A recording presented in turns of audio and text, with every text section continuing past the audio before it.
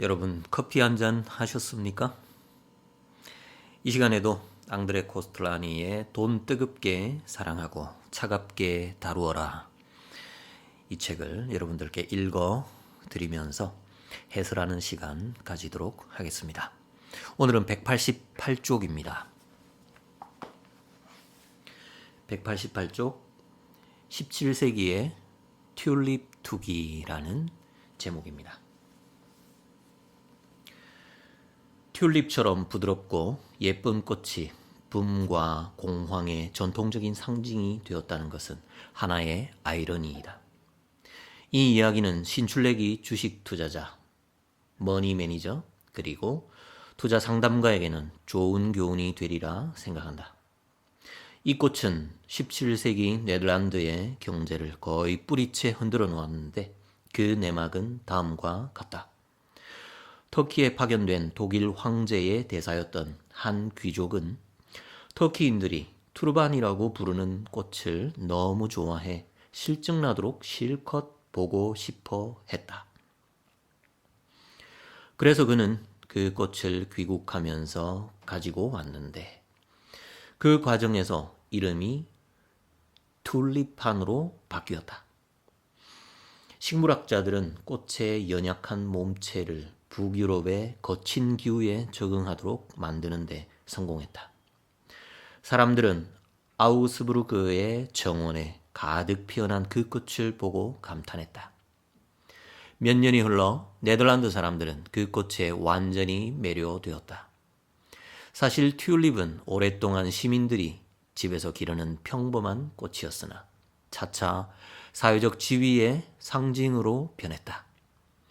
우아한 귀족 부인들은 화장실의 타일색과 잘 어울리는 튤립을 세심하게 골랐고 화려한 튤립 장식은 아라비아산 카펫의 화려함을 능가했다.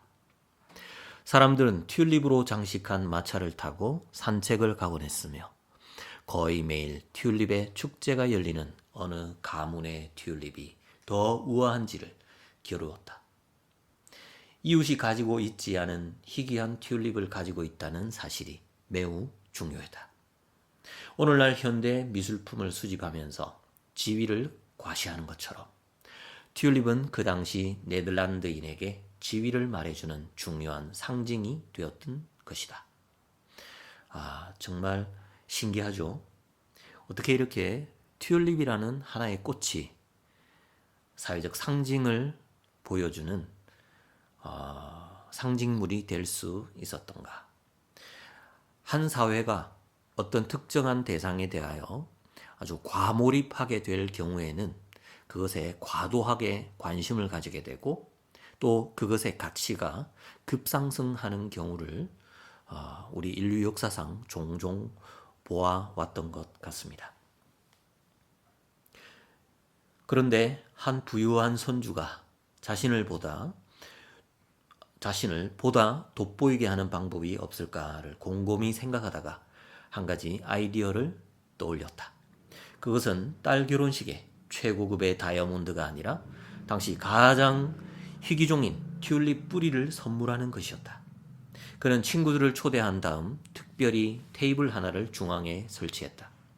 그리고는 값비싸고 아름다운 델프터 접시를 놓고 그 가운데에 튤립 뿌리를 올려 놓았다.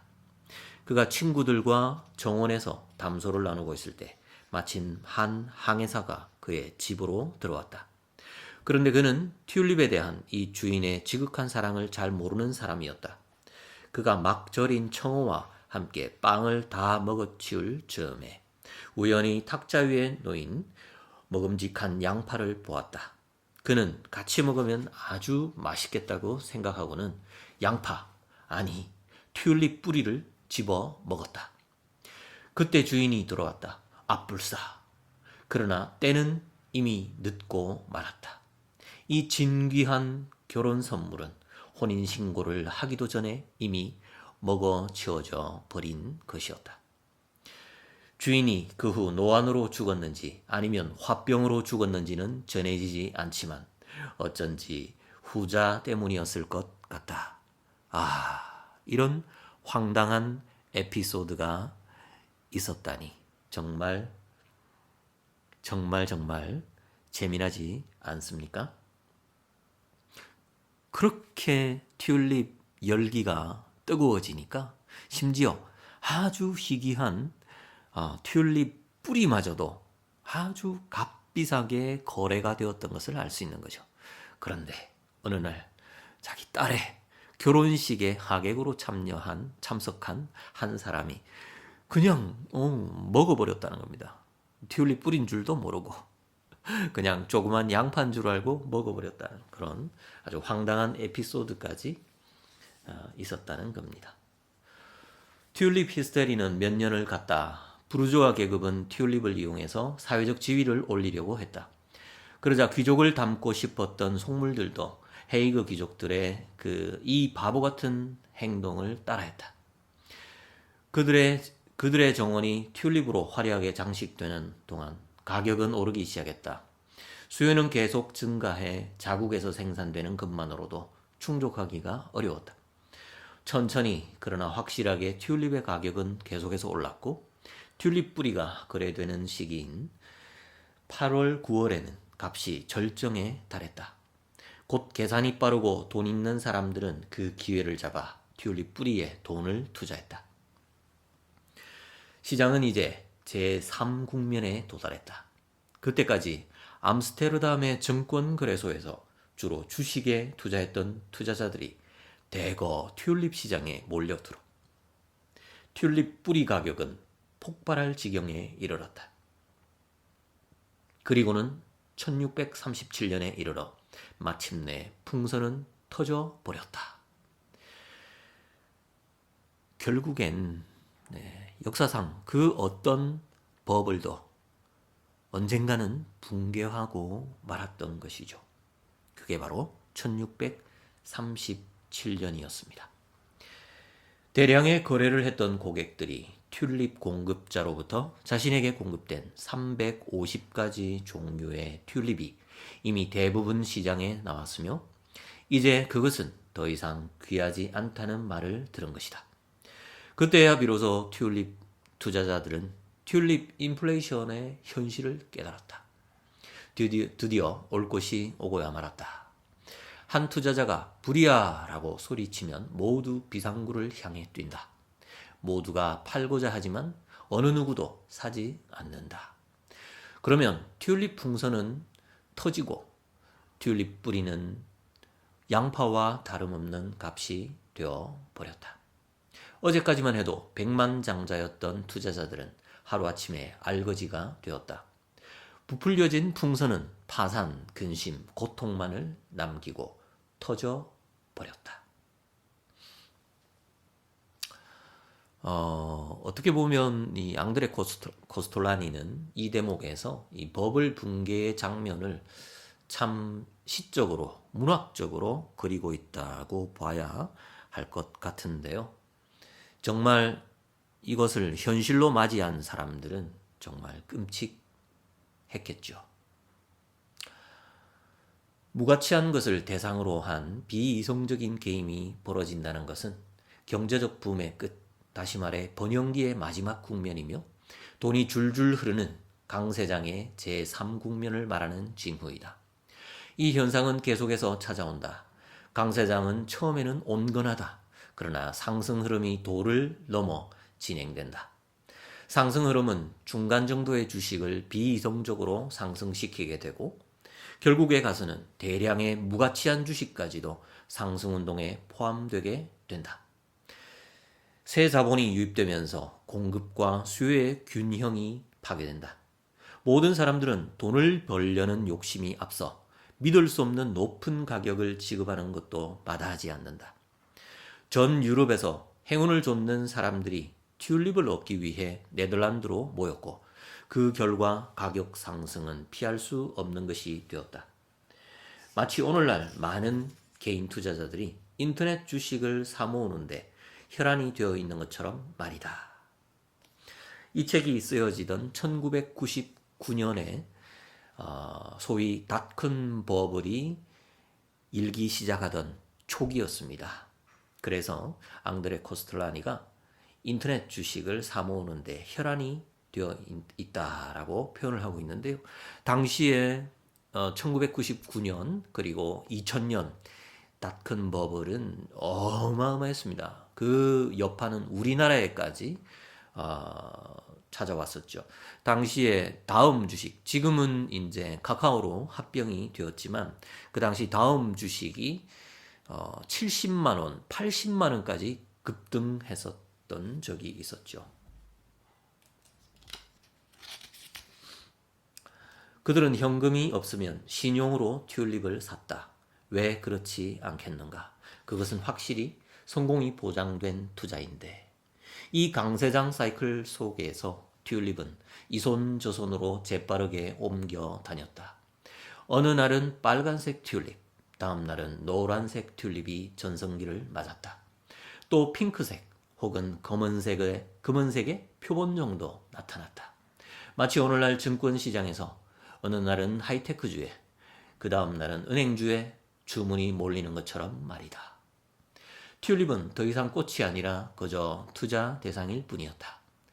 시장에는 계속해서 신품종의 종자가 나왔으며 그 결과 위험한 상황이 벌어졌다.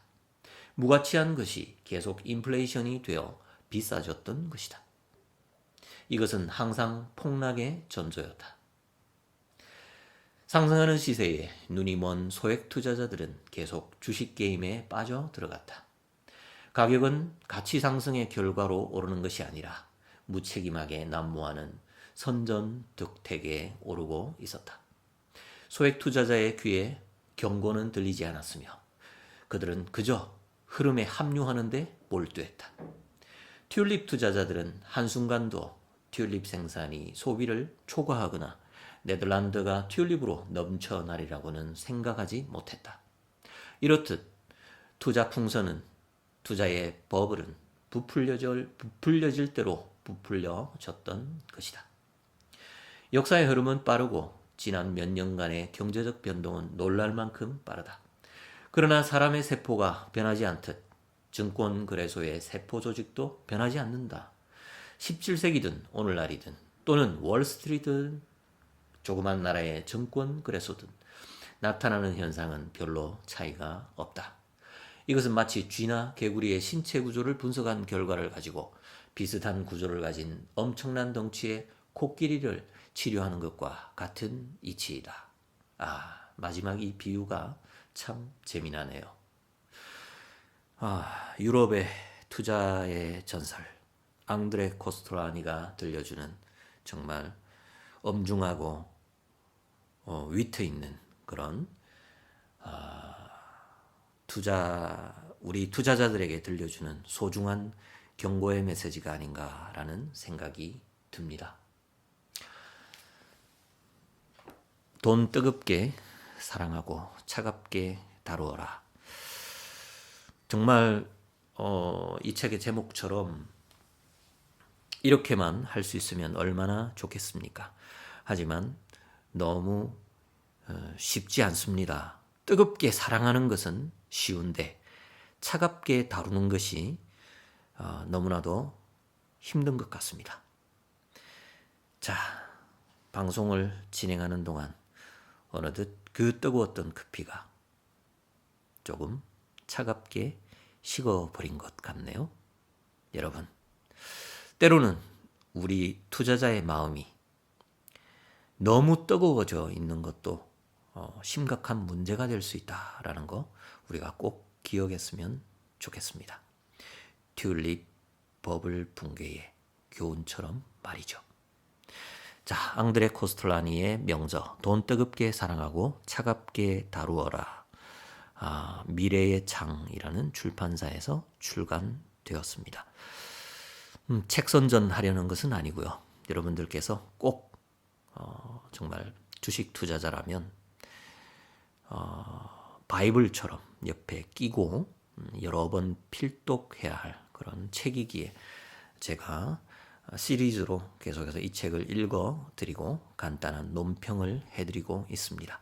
다음 시간에 또 뵙도록 하겠습니다. 여러분 안녕히 계십시오. 코멘트 TV였습니다. 감사합니다.